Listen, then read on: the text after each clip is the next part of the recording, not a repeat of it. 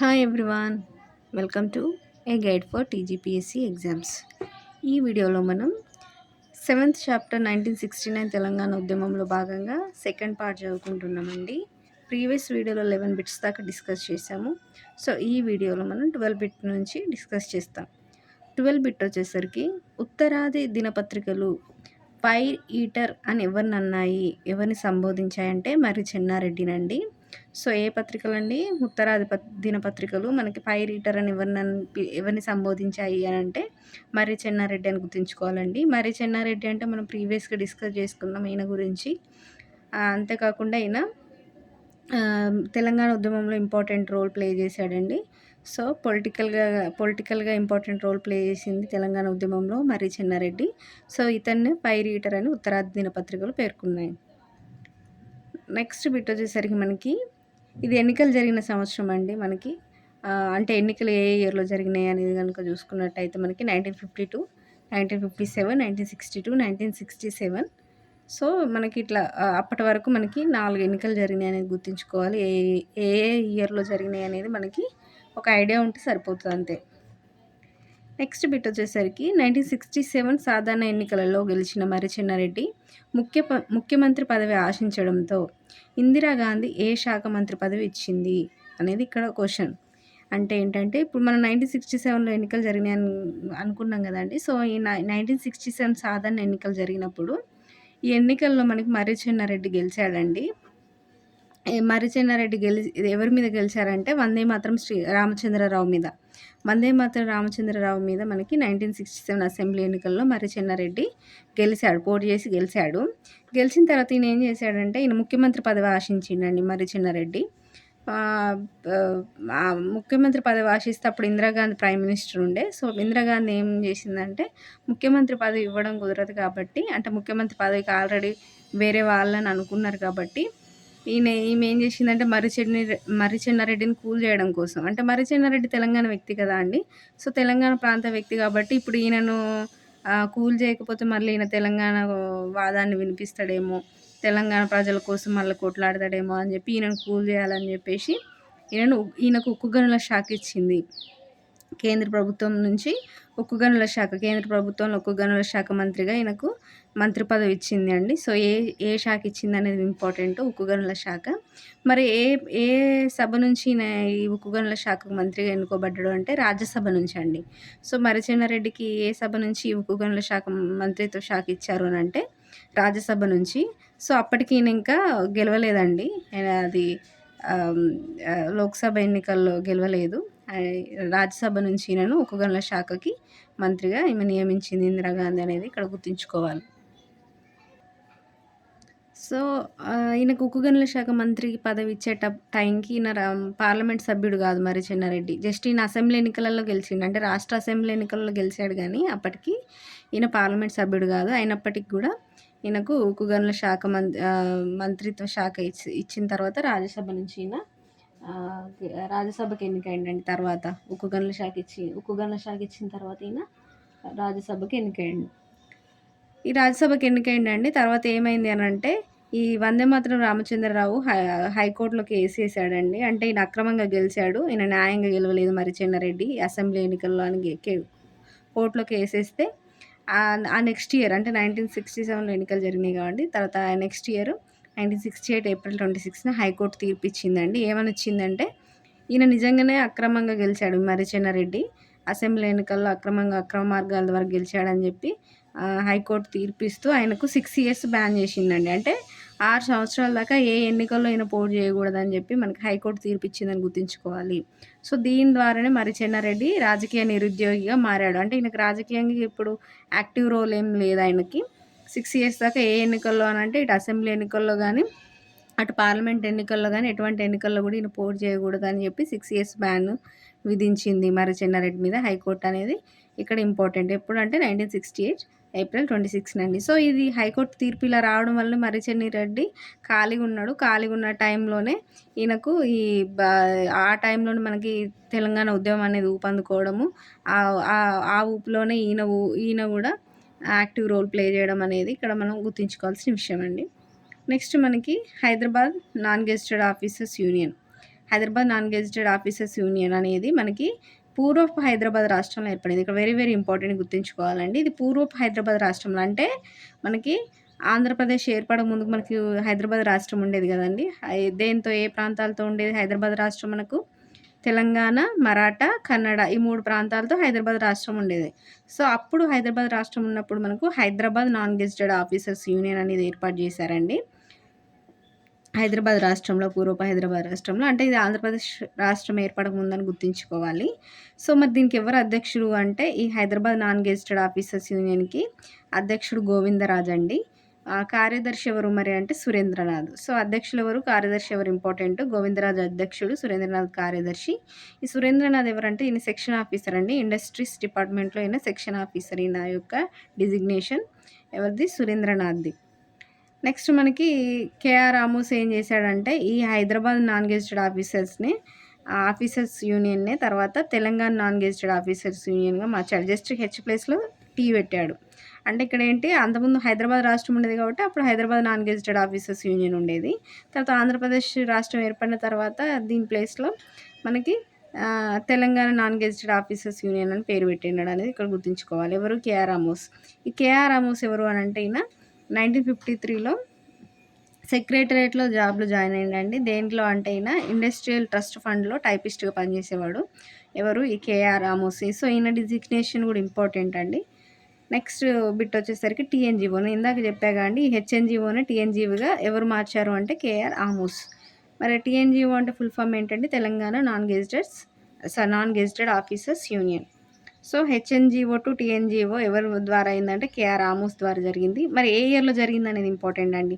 So, ఈ TNGO అనేది మనకి 1969 తెలంగాణ ఉద్యమంలో ఇంపార్టెంట్ రోల్ ప్లే చేస్తది కాబట్టి, సో, దీని ముందు ఇది దేని నుంచి ఏర్పాటైంది? ఏ సంవత్సరంలో ఏర్పాటైంది? ఎవరు ఏర్పాటు చేశారనేది ఇంపార్టెంట్. సో, ఎవరు ఏర్పాటు చేశారు? కేఆర్ ఆమోస్. ఏ ఇయర్ అంటే 1964, 65 ఈ టైంలో మనకి టీఎన్‌జీఓ ఏర్పడిందండి. మరి దీనికి అధ్యక్షుడు ఎవరు అంటే కేఆర్ ఆమోస్. ఎప్పటిదాకా ఉన్నాడు అధ్యక్షుడిగా? అప్ టు 1969 అంటే తెలంగాణ ఉద్యమం జరిగే టైం దాకా కేఆర్ ఆమోసే అధ్యక్షుడిగా ఉన్నాడు. తర్వాత అసోసియేట్ ప్రెసిడెంట్ ఎవరు అంటే ఎస్ఎల్ఎన్ చారి అండి. ఈయన డిప్యూటీ తహసీల్దారు ఈయన యొక్క డిజిగ్నేషను. సో, ఈయన అసోసియేట్ ప్రెసిడెంట్‌గా ఉన్నాడు. దేనికి? టీఎన్‌జీఓకి. ఎవరండి? ఎస్ఎల్ఎన్ చారి.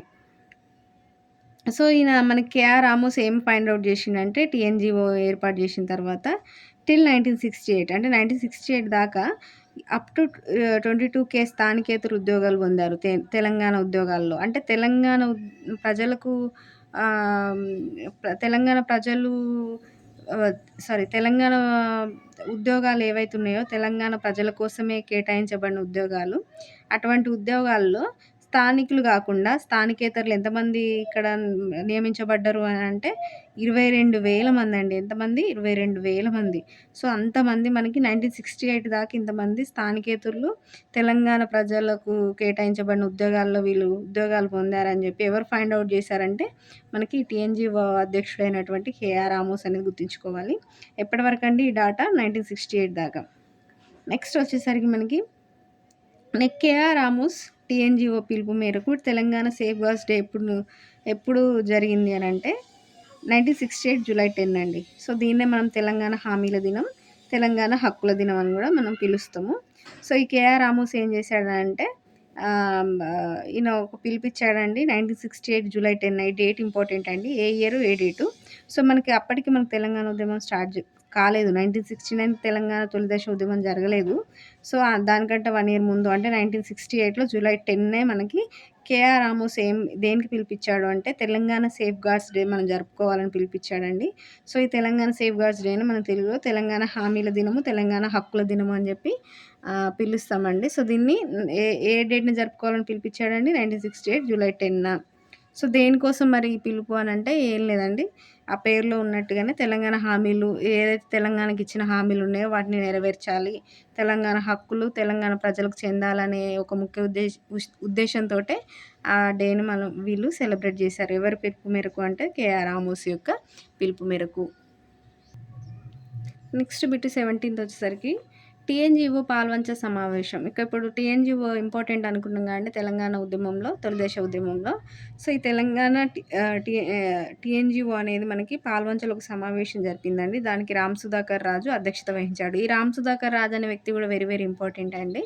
అంటే ఈయన తెలంగాణ తొలిదశ ఉద్యమాన్ని 1969లో ఎప్పుడైతే మనకు తెలంగాణ తొలిదశ ఉద్యమం స్టార్ట్ అయిందో, ఆ ఉద్యమాన్ని తెలంగాణ మొత్తం వ్యాప్తి చెందడంలో కృషి చేసినటువంటి ఇంపార్టెంట్ వ్యక్తుల్లో ఈ రామ్ సుధాకర్ రాజ్ అనే వ్యక్తి వెరీ, వెరీ ఇంపార్టెంట్ అండి. సో, ఈయన అధ్యక్షతనే మనకు పాల్వంచలో టీఎన్‌జీఓ సమావేశం జరిగింది. ఏ డేట్‌న జరిగింది, ఎక్కడ జరిగింది కూడా ఇంపార్టెంట్ కాబట్టి గుర్తుంచుకోండి. సో, ఏ డేట్‌న జరిగింది, ఎవరి అధ్యక్షతన జరిగింది, ఎక్కడ జరిగిందనేది వెరీ, వెరీ ఇంపార్టెంట్. ఖచ్చితంగా గుర్తుంచుకోవాలి. 1968 జూలై 30 ఇది కూడా మనకి 69లో ఉద్యమం కదా అండి. దానికంటే 1 ఇయర్ ముందు అంటే 68లో జూలై 30న మనకి ఈ సమావేశం జరిగింది. పాల్వంచ సమావేశం. ఎవరు దీంట్లో అటెండ్ అయ్యారంటే TNGO Telangana non gazetted officers union వాళ్ళు. ఎక్కడ జరిగింది మరి అంటే కేటీపీఎస్ క్లబ్‌లో జరిగిందండి. ఎవరి అధ్యక్షతన? రామ సుధాకర్ రాజ్ అధ్యక్షతన. ఈ సమావేశంలో మరి ఏం నిర్ణయం తీసుకున్నారంటే తెలంగాణ హక్కులు మరొక 5 ఇయర్స్ పెంచాలని చెప్పి ఈ సమావేశంలో వీళ్ళు నిర్ణయం తీసుకున్నారు అని గుర్తుంచుకోవాలి. నెక్స్ట్ బిట్టు తెలంగాణ ఉద్యమం ఫస్ట్ ఎక్కడ స్టార్ట్ అయింది? వెరీ, వెరీ ఇంపార్టెంట్ అండి ఇది కూడా. తెలంగాణ ఉద్యమం అనేది ఫస్ట్ మనకెప్పుడు స్టార్ట్ అయింది అంటే పాల్వంచలో స్టార్ట్ అయిందండి. ఈ place very, very important. So, పాల్వంచలో ఎక్కడ జరిగింది అనంటే కేటీపీఎస్‌లో అండి. సో, పాల్వంచలో కేటీపీఎస్ ఉంటదండి. కొత్తగూడెం థర్మల్ పవర్ స్టేషన్ అని. సో, ఈ కేటీపీఎస్‌లో ఎవరైతే నియమించబడిన ఉద్యోగులున్నారో, ఆ ఉద్యోగులలో తెలంగాణ ప్రజల పట్ల, తెలంగాణ ఉద్యోగుల పట్ల చూపిస్తున్న వివక్షతను వీళ్ళు వ్యతిరేకిస్తూ ఈ తెలంగాణ ఉద్యమం అనేది మనకు ఫస్ట్ 1969 తెలంగాణ ఉద్యమం ఎక్కడ స్టార్ట్ అయిందండి? పాల్వంచలో స్టార్ట్ అయిందని గుర్తుంచుకోవాలి. మరి కేటీపీఎస్ ఎప్పుడు స్టార్ట్ అయింది? ఏదైతే మనకి ఉద్యమ కేంద్రమైనటువంటి కేటీపీఎస్ ఉంది కదండీ! ఈ KTPS Kothagudem thermal power station అనేది మనకి 1961లో ఏర్పాటయిందండి. ఆ ఏర్పాటు కోసం మనకు 1300 ఎకరాల భూమి ఎవరిచ్చారు? తెలంగాణ ప్రజలిచ్చారు. ఇది పాల్వంచ ఎక్కడుందండి? తెలంగాణలో గదా అండి. తెలంగాణ ప్రాంతంలో ఉంది. సో, ఇది ఉన్నటువంటి ప్రాంతము అంటే కేటీపీఎస్ ఉన్నటువంటి ప్రాంతము తెలంగాణలోది. మనకు కేటీపీఎస్ ఏర్పాటుకు భూమి ఇచ్చిన వాళ్ళు తెలంగాణ ప్రజలు. మొత్తం 1300 ఎకరాల భూమి ఇచ్చారు. సో, ఉన్న ప్రాంతం తెలంగాణది. ఆ భూమి ఇచ్చిన వాళ్ళు తెలంగాణ ప్రజలు. కానీ అందులో పనిచేసే ఉద్యోగులు మాత్రం మెజారిటీ ఆంధ్ర ఉద్యోగులే. సో, ఈ వివక్షను వీళ్ళు తెలంగాణ ప్రజలు, తెలంగాణ ఉద్యోగులు ఎప్పుడైతే పసిగట్టారో అప్పుడే మనకి ఉద్యమం స్టార్ట్ అయిందని గుర్తుపెట్టుకోవాలి. సో, మొత్తం ఎంతమంది ఉద్యోగులున్నారంటే ఆ టైంలో కేటీపీఎస్‌లో 1400 మంది ఉద్యోగాలున్నారండి. ఈ 1400 ఉద్యోగుల్లో మరి తెలంగాణ ఉద్యోగులు ఎంతమంది అంటే జస్ట్ 200 అండి. ఇక్కడ గుర్తుంచుకోండి. కేటీపీఎస్ ఉన్నది ఎక్కడ అండి? తెలంగాణ ప్రాంతంలో. దానికి భూమి ఇచ్చినోళ్ళెవరు? తెలంగాణ ప్రజలు. సో, తెలంగాణ ప్రాంతంలో ఉండి తెలంగాణ ప్రజలు భూమి ఇచ్చినప్పటికీ అందులో ఉన్న ఉద్యోగులు మొత్తం ఆంధ్ర వాళ్ళే అండి. మొత్తం 1400 ఉద్యోగుల్లో కేవలం 200 మంది మాత్రమే తెలంగాణ ఉద్యోగులున్నారు. అది గుర్తుంచుకోవాలి. మళ్ళీ ఈ 200 మందిలో గూడా 175 మందిని ఈ ఎవరైతే తెలంగాణ ఉద్యోగులు 200 మంది ఉన్నారో, ఆ 200 మంది ఉద్యోగులలో 175 మందిని అంటే ఆల్మోస్ట్ 3/4 గదండీ. 200 మందిలో 175 అంటే సో, 3/4 ఈ సారీ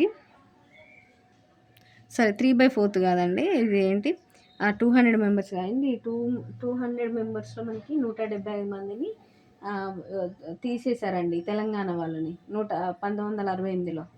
సో, తీసేస్తే వీళ్ళకి కోపం వచ్చింది. అంటే మా తె ఆంధ్ర ఉద్యోగులను తీసేయకుండా తెలంగాణ ఉద్యోగులని ఎందుకు తీసేసినారు? మళ్ళీ అందులో ఉన్నదే 200 మంది అంటే అందులో 175 మందిని తీసేసినారని చెప్పి మనకి తెలంగాణ ఉద్యోగుల్లో, తెలంగాణ ప్రజల్లో ఎక్కువ ఆవేశం, అసంతృప్తి పెరిగినాయని ఇక్కడ గుర్తుంచుకోవాలి. సో, ఈ ప్లాంట్‌లో అత్యధికంగా ఆంధ్రులు పనిచేస్తున్నారని మొదట వెలుగులోకి తెచ్చింది ఎవరు అంటే రామదాస్ అండి. సో, ఈ రామదాస్ అనే వ్యక్తే మనకి ఈ కొలిశెట్టి రామదాస్ అనే వ్యక్తే ఫస్ట్ మనకి ఈ కేటీపీఎస్ ఉద్యోగులలో మొత్తం ఆంధ్ర వాళ్ళు అత్యధికంగా ఆంధ్రులు పనిచేస్తున్నారని ఫస్ట్ వెలుగులోకి తీసుకొచ్చిండండి. అంటే అప్పటిదాకా తెలీదు పాపం తెలంగాణ ప్రజలకు గూడా తెలీదు. ఆ ఉద్యోగుల్లో ఎంతమంది ఆంధ్ర ప్రాంతం వాళ్ళు ఉన్నారు, ఎంతమంది తెలంగాణ ప్రాంతం వాళ్ళు ఉన్నారనేది అప్పటి వరకు తెలీదు. ఎవరు ఫస్ట్ వెలుగులోకి తీసుకొచ్చారంటే కొలిశెట్టి రామదాస్ అనేది గుర్తుంచుకోవాలి. నెక్స్ట్ బిట్ వచ్చేసరికి 1968 నవంబర్లో ముల్కీ నియమాల గురించి చర్చ జరిగిందండి. అంటే ఇదంతా మనకి 1 ఇయర్ బిఫోర్ జరుగుతుంది. అంటే ఉద్యమం జరిగే ముందు ఏమేం జరిగినాయి అనేదే మనం ఇక్కడ డిస్కస్ చేసుకుంటున్నాం. సో, 1968 నవంబర్‌లో ముల్కీ నియమాల పట్ల నియమాల మీద చర్చ జరుగుతుంది సీఎం తోటి. జరుగుతున్నప్పుడు గౌతు లచ్చన్న ఏమన్నాడంటే, ఎవరైతే ఆంధ్ర ప్రాంత ఉద్యోగులున్నారో తెలంగాణ ప్రాంతంలో, వాళ్ళకి ఆంధ్ర ప్రాంతంలో నియమించాలి గదండీ! అంటే తెలంగాణ ప్రాంత వాసుల కోసం కేటాయించబడిన ఉద్యోగాలలో ఎవరైతే ఆంధ్ర ప్రాంత ప్రజలు నియమించబడ్డారో, లేదా ఆంధ్ర ప్రాంత ఉద్యోగులు నియమించబడ్డారో, వాళ్ళని మళ్ళా తిరిగి వెనక్కి పంపించేయాలి. పంపించేసి వాళ్ళను పంపించేయడం, తిరిగి వెనక్కి పంపించేయడం అంటే ఊరికే పంపియడం గాకుండా, వాళ్ళకి అక్కడ ఒక సూపర్ న్యూమరీ అంటే వాళ్ళ కోసం ప్రత్యేకంగా అక్కడ కొన్ని పోస్టులు సృష్టించాలండి ఆంధ్ర ప్రాంతంలో. సృష్టించి వాళ్ళని ఆంధ్ర ప్రాంతానికి పంపించేయాలి. పంపించడం వల్ల అటు వాళ్ళ ఉద్యోగాలు పోవు. ప్లస్ ఎక్కడైతే వాళ్ళ ప్రాంతం ఉందో వాళ్ళ ప్రాంతంలో వాళ్ళు పనిచేస్తారు. ఎట్ ఏ టైమ్ మనకి ఇక్కడ ఈ తెలంగాణ ప్రాంత ఉద్యోగాలనేవి తెలంగాణ ప్రాంత ప్రజలకే అందుతాయన్న ముఖ్య ఉద్దేశంతోటి గౌతు లచ్చన్న ఏమన్నాడు అంటే, సూపర్ న్యూమర్ పోస్టులు సృష్టించాలి ఆంధ్ర ప్రాంతంలో. సృష్టించి ఎవరైతే ముల్కీలు ఇక్కడ ముల్కీల స్థానంలో నియమించబడ్డారో అక్రమంగా, అన్యాయంగా వాళ్ళని తిరిగి వెనక్కి పంపించి ఆ సూపర్ న్యూమరీ పోస్టులలో వాళ్ళని నియమించాలని చెప్పి గౌతు లచ్చన్న ప్రపోజల్ తెచ్చిండండి. తెస్తే అప్పుడున్న ప్రభుత్వ ప్రధాన కార్యదర్శి ఎవరంటే ఎంటీ రాజు. ఈయన ఆంధ్ర వాస్తవ్యుడు అండి. అంటే ఈయన ఆంధ్ర ప్రాంతం వాడు ఎంటీ రాజు. ఆయన ప్రభుత్వ ప్రధాన కార్యదర్శి. ఈయన ఒప్పుకోలేదండి ఎంటీ రాజు. ఒప్పుకోలేదు. ఎందుకు వాళ్ళని వెనక్కి పంపియాలి, ఇక్కడే ఉండాలన్నట్టుగా ఈయన ఎంటీ రాజు ఒప్పుకోకపోవడం వల్ల ఈ నిర్ణయం మీద, ఈ గౌతు లచ్చన్న తీసుకొచ్చిన ప్రపోజల్ మీద, ప్లస్ ఈ నిర్ణయం మీద మనకి కాసు బ్రహ్మానందరెడ్డి వెనకడుగు వేశాడండి. అంటే దాన్ని అమలు పరచలేదు. యాక్చువల్లీ అట్లా సూపర్ న్యూమరీ పోస్టులు క్రియేట్ చేసి ఆంధ్ర ప్రాంత ఉద్యోగులను ఆంధ్ర ప్రాంతానికి పంపించేస్తే అయిపోయేది. కానీ దానికి ఎంటీ రాజు అప్పుడు ఉన్నటువంటి ప్రభుత్వ ప్రధాన కార్యదర్శిని గుర్తుంచుకోవాలి. ఆయన పేరు ఇంపార్టెంట్. సో, ఆయన వ్యతిరేకించడం వల్ల మనకి అప్పుడున్న ముఖ్యమంత్రి కాసు బ్రహ్మానందరెడ్డి కూడా ఒప్పుకోలేదు. సో, దాన్ని అమలు పరచలేదనేది గుర్తుంచుకోవాలి. నెక్స్ట్ బిట్ వచ్చేసరికి మనకి అసెంబ్లీ సమావేశంలో కొంతమంది చర్చలో భాగంగా అడిగారండి. ఏవైతే తెలంగాణ మిగులు నిధులు ఉన్నాయో, ఆ మిగులు నిధులు ఎన్ని కోట్లు ఉన్నాయో చెప్పాలని చెప్పి చర్చ జరిగితే, అసెంబ్లీలో కాసు బ్రహ్మానందరెడ్డి వ్యంగ్యంగా ఏమని వ్యాఖ్యానించాడు అంటే, ఏ కోట్లు, పాత కోట్ల, కొత్త కోట్ల అంటే వీళ్ళేమో మిగులు నిధులు, తెలంగాణ మిగులు నిధులు అసలు ఎన్నున్నాయి, లెక్క చెప్పండి ఎన్నున్నాయి, అవి దేనికి ఖర్చు చేస్తున్నారు తెలంగాణ అని చెప్పి చర్చ జరుగుతుంటే ఏ కోట్లు, పాత కోట్ల, కొత్త కోట్ల అని వ్యంగ్యంగా వ్యాఖ్యలు చేసింది ఎవరు అంటే కాసు బ్రహ్మానందరెడ్డి అండి, అప్పుడు ఉన్నటువంటి ముఖ్యమంత్రి. సో, ఇట్లా అనేక విధాలుగా వీళ్ళు అణిచివేసినారు తెలంగాణ ప్రజల ఆశలను, వాళ్ళ యొక్క ఆశయాలను, వాళ్ళ హక్కులని అన్నిటిని అణిచివేసినారు అనేది ఇక్కడ గుర్తుంచుకోవాలి. నెక్స్ట్ బిట్ వచ్చేసరికి 1969 జనవరి 8న సీఎంకి ఒక విజ్ఞాన పత్రం అందజేసిరండి. అంటే ఇక ఉద్యమం స్టార్ట్ అయ్యే టైంలోనే అనుకోండి, ఆల్మోస్ట్ ఇంచుమించు 1969 జనవరి 8న. ఆ విజ్ఞాన పత్రంలో ముఖ్యమైన అంశం ఏంటంటే, ఈ పోచంపాడు ప్రాజెక్టు విషయం అండి. ఈ నెక్స్ట్ బిట్‌లో ఉంది చూడండి. ఇది ఈ విజ్ఞాన పత్రంలో ఉన్నటువంటి అంశము. ఈ పోచంపాడు ప్రాజెక్టు విషయంలో నిర్మాణం ఆలస్యం అయితుందని చెప్పి ఈ వీళ్ళు సీఎంకి విజ్ఞాన పత్రాన్ని అందజేసిర్రు తెలంగాణ ప్రజలు. ఎందుకంటే పోచంపాడు ప్రాజెక్ట్ అనేది తెలంగాణ ప్రాంతంలో నిర్మిస్తున్నటువంటి ప్రాజెక్ట్ కదండీ. సో, తెలంగాణ ప్రాంత ఎవరైతే విఘ్నులు ఉన్నారో తెలంగాణ ప్రాంతం యొక్క నాయకులు వాళ్ళందరూ సీఎంకి ఒక విజ్ఞాన పత్రం ఇచ్చి అందజేసి, ఈ పోచంపాడు ప్రాజెక్ట్ అనేది లేట్‌గా కన్‌స్ట్రక్ట్ అవుతుంది. దీన్ని కొంచెం త్వరగతిన పూర్తి చేయాలి. సో, ఇది పూర్తయితే తెలంగాణ ప్రజలకు, తెలంగాణ ప్రాంతానికి ఎంతో ఉపయోగం ఉంటదన్న ఉద్దేశంతో వీళ్ళు సీఎంకి విజ్ఞాన పత్రం అందజేస్తే, ఆ విషయంలో కూడా మనకి సీఎం ఏమని వ్యాఖ్యానించాడంటే, నిర్మాణం ఆలస్యం అయితేనేమి, పునాదులు గట్టిగానే ఉన్నాయి గదా, ఎళ్ళిపోండి ఇక్కడి నుంచి అని చెప్పి కాసు బ్రహ్మానందరెడ్డి ఈ విజ్ఞాన పత్రం అందజేయడానికి వచ్చిన వ్యక్తులని విమర్శించి అక్కడి నుంచి పంపించాడనేది ఇక్కడ మనం గుర్తుంచుకోవాలి. అంటే వీళ్ళు ప్రతి ఒక్క విషయంలో తెలంగాణ ప్రజల ఆశయాలని, హక్కులని అన్నిటిని చులకనగా చూశారు, తొక్కిపెట్టారనేది ఇక్కడ గుర్తుంచుకోవాలి. నెక్స్ట్ బిట్ వచ్చేసరికి కొంతమందికి కాసు బ్రహ్మానందరెడ్డికి ఎవరైతే ముఖ్యమంత్రి ఉన్నారో ఆయనకి చాలామంది ఏం చెప్పినారంటే, ఇప్పుడు ఏవైతే మనం ఒప్పుకున్న పెద్ద మనుషుల ఒప్పందంలోని రక్షణలు ఏవైతే ఉన్నాయో వాటి మీద కానీ, లేదా ఈ తెలంగాణ ప్రజల యొక్క హక్కుల విషయంలో కానీ చాలామంది కోర్టుకెళ్తున్నారు. అని చెప్పి గవర్నమెంట్‌కి ఎగెయిన్స్ట్‌గా అని చెప్పి వీళ్ళు ఈ సీఎంకి యొక్క సలహాదారులు ఉంటారు కదండీ ముఖ్యమంత్రికి. వాళ్ళు సీఎంకి చెప్పినారు. చెప్తే అప్పుడు ఈయన ఏమన్నాడు అనంటే కోర్ట్ ఫీజు పెంచితే కోర్ట్‌కి వెళ్ళడం వాళ్ళే మానేస్తారు అని చెప్పి వ్యాఖ్యానించాడు. అంటే చూడండి ఎన్ని రకాలుగా ఈయన చులకన భావంతో ఉన్నాడు తెలంగాణ ప్రజల పట్ల, తెలంగాణ ప్రాంతం పట్ల అనేది గుర్తుంచుకోవాలి. అంటే ఇప్పుడు తెలంగాణ ప్రజల యొక్క హక్కుల కోసం తెలంగాణ ప్రజలు కోర్టులకెళ్తున్నారు అని చెప్తే, కోర్ట్ ఫీజు పెంచితే వాళ్ళే వెళ్ళడం మానేస్తారు అని చెప్పి అంటున్నాడు గానీ, మరెందుకు వెళ్తున్నారు? వాళ్ళ ప్రాబ్లమ్ ఏంటి? దాన్ని ఎట్లా దానికి ఏంటి సొల్యూషన్? దాన్ని ఎట్లా మనము ఇది చేద్దాం, సార్ట్ ఔట్ చేద్దాం అని మాత్రం ఆయన ఆలోచించట్లేదు. వాళ్ళకసలు ఆలోచనే లేదనేది ఇక్కడ గుర్తుంచుకోవాలి. నెక్స్ట్ బిట్ వచ్చేసరికి 1969 ఉద్యమాన్ని తెలంగాణ అంతటికి రాజేసిన ఘనత ఎవరిది? అంటే ఇప్పుడు 1969 ఉద్యమం అనేది ఒక ప్రాంతానికే అమలైనటువంటి, ఒక ప్రాంతానికే చెందినటువంటి ఉద్యమం కాదండి. ఇది తెలంగాణ మొత్తం జరిగినటువంటి ఉద్యమం. సో, ఈ తెలంగాణ అంతటికి రాజేయడానికి కారణం ఎవరు? దాని ఘనత ఎవరికి చెందుతుంది అంటే ముఖ్యంగా ముగ్గురు వ్యక్తులకు చెందుతాయండి. అంటే తెలంగాణ అంతటికి ఈ 1969 ఉద్యమాన్ని రాజేసిన ఘనత ఎవరికి చెందుతుందంటే మొత్తం ముగ్గురు వ్యక్తికి. ఫస్ట్ మనకు కొలిశెట్టి రామదాస్ అండి. మనం ఆల్రెడీ చదువుకున్నాము. ఏది పాల్వంచల ఈ ఉద్యమం స్టార్ట్ అయిందని అన్నాం కదా అండి ఫస్ట్ ప్రాంతము. సో, ఇక్కడ మనకి కేటీపీఎస్‌లో ఎవరైతే ఉద్యోగులు ఉన్నారో, ఆ ఉద్యోగుల్లో మొత్తం మెజారిటీ ఉద్యోగులు అత్యధికంగా ఆంధ్రులు ఉన్నారని మొట్టమొదట బయటికి వెలుగులోకి తీసుకొచ్చింది ఎవరంటే కొలిశెట్టి రామదాస్ అని అనుకున్నాం కదా! ఆ వ్యక్తే మనకి ఈ తెలంగాణ ప్రాంతీయ సమితి అనే ఒక సంస్థ స్థాపకుడు అండి. దాని గురించి మనం ఇంకా డీటెయిల్‌గా చదువుతున్న తర్వాత. సో, ఈయన మనకి తెలంగాణ అంతటికి 1969 ఉద్యమాన్ని రాజేసినటువంటి ఘనత ఈయనకు చెందుతది. ఇంకొక వ్యక్తి ఎవరు అంటే వీఎల్ నరసింహారావు అండి. ఈ వీఎల్ నరసింహారావు ఎవరు అంటే టీఎన్‌జీఓ పాల్వంచ అధ్యక్షుడు. సో, ఈ Telangana non gazetted officers union ఉంది కదా అండి. సో, ఇది పాల్వంచ యొక్క బ్రాంచ్‌కి ఈయన అధ్యక్షుడండి. ఎవరు? వీఎల్ నరసింహారావు. ఇతను కూడా మనకి తెలంగాణ అంతటికి రాజేసిన ఘనతలో ఇతనికి కూడా భాగం ఉంది అని గుర్తుంచుకోవాలి. నెక్స్ట్ రామ్ సుధాకర్ రాజు అండి. ఈయననే మనకి ఈ రామ్ సుధాకర్ రాజా మనకి టీఎన్‌జీఓ పాల్వంచ సమావేశానికి అధ్యక్షత వహించాడని చదువుకున్నాం కదా! ఆయననే ఈయన.